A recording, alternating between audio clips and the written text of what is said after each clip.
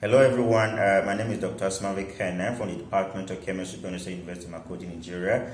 On behalf of my colleagues Anhwange and Anom, we wish to present our research work titled Antibacterial Studies of Leucine Complexes of Iron 3 and Copper 2. Now, background to the studies, there are lots of interest about antibacterial studies because bacteria are actually harmful and they have multi-resistance ability towards drugs.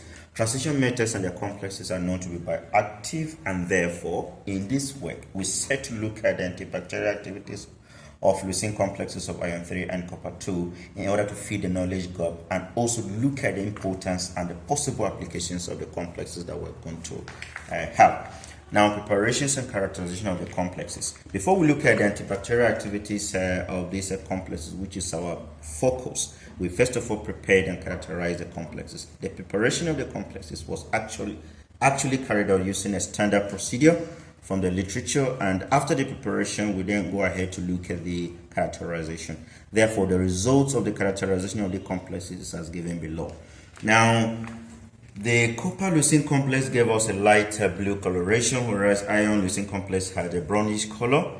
For the electrical conductivity, copper leucine complex had a conductivity of 330 microsiemens, whereas the iron leucine complex had electrical conductivity of 17.6 microsiemens. In terms of the maximum wavelength at which these complexes absorb visible radiation, for copper 2 leucine, the lambda max was 670, while iron leucine complex had a lambda max of 650 nanometers respectively.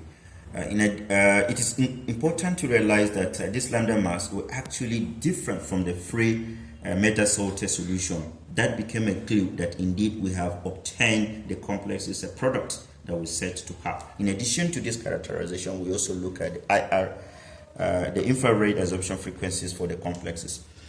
Being amino acid, leucine is actually a zeta ion, therefore it had amino and carboxylate functional group. In trying to understand the infrared absorption frequencies of these complexes, our mind was then set on these two functional groups. Therefore, the stretching vibration frequencies for mean at about 32-3300 reciprocal cm that was observed for the complexes was different, or it became shifted when we look at the free ligand leucine.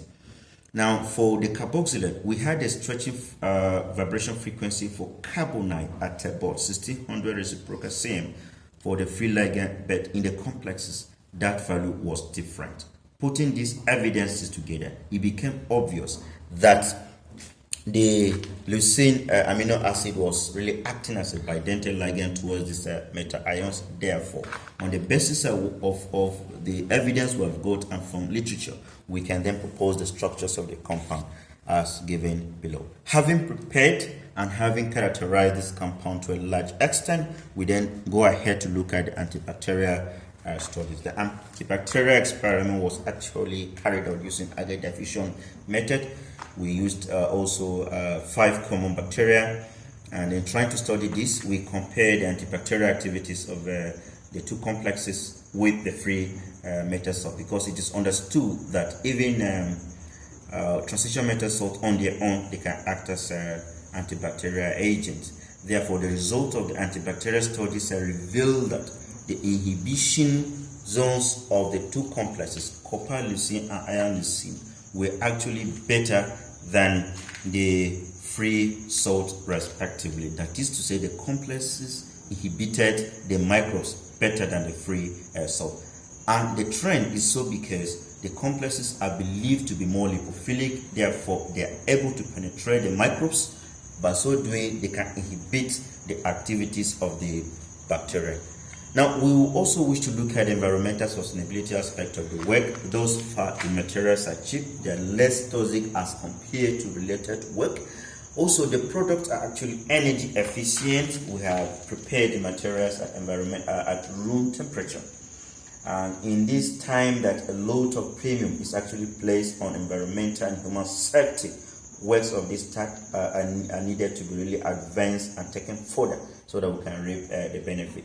Notwithstanding, we wish to make this recommendation that the structures of this compound need to be studied further using advanced instrumental techniques, because the more properties and structures of this one understood, better we can advance the uses and applications of the complexes that we have really prepared. On behalf of my colleagues, we want to really appreciate International Journal of Science and Research for giving us the opportunity to share our work orally. And please, for those of us that want to look at the details of what we have presented, you can refer to the paper that we have published with International Journal of Science and Research, which is titled Antibacterial Studies of Leucine Complexes of iron 3 and copper 2. Please, thank you and have a nice time. Bye.